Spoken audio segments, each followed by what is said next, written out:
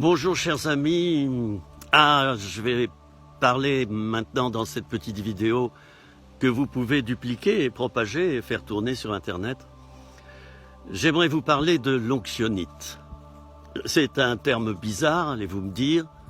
Qu'est-ce que c'est que ça, l'onctionnite? C'est une nouvelle mode. On court après l'onction. Alors l'onction, qu'est-ce que c'est? C'est une forte descente de l'Esprit de Dieu sur nous et en nous, une forte présence de l'Esprit de Dieu au point où on se sent tellement bien, on se sent tellement en paix que ça nous calme. C'est une visitation de l'Esprit. Alors, bien sûr, dans des grands rassemblements, on prône l'onction. L'onction, la guérison, j'y ai participé. Oh, je me garderais bien de critiquer qui que ce soit, si ce n'est que, avec le temps, j'ai compris que c'était incomplet, ce genre de rassemblement.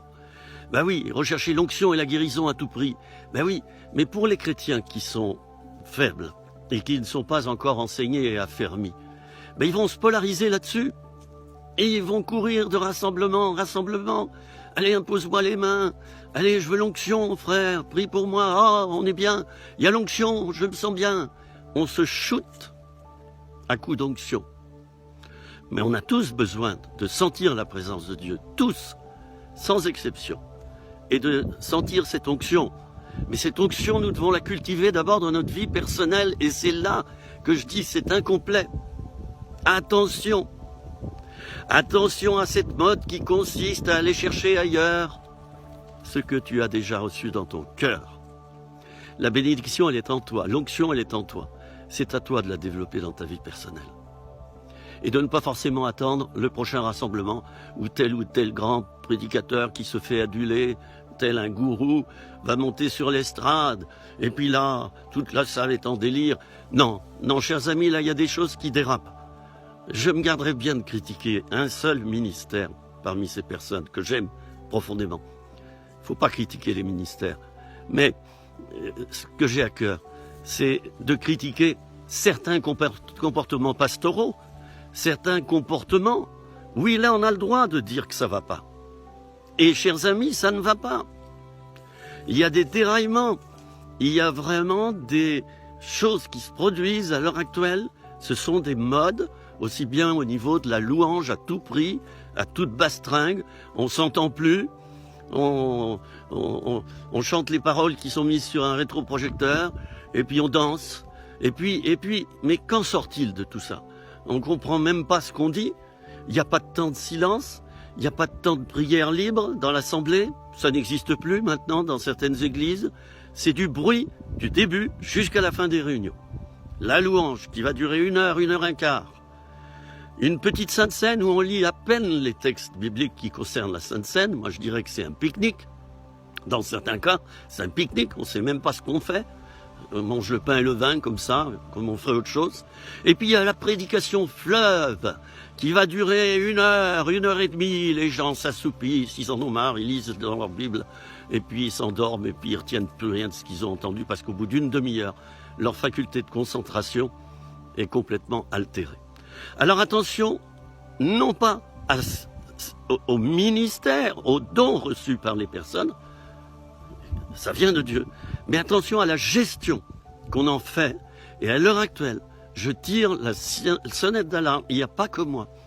Attention à cet évangile qui est prêché, où la croix est de moins en moins citée, où on parle plus de repentance, mais on parle du plaisir spirituel. Voilà. Sois béni, sois rempli. Oh, t'es rempli. Ouh, je suis rempli, donc je vais bien. Donc je suis béni. Non. Moi, il y a des moments, je suis pas rempli, mais je suis béni. Il y a des moments, je souffre.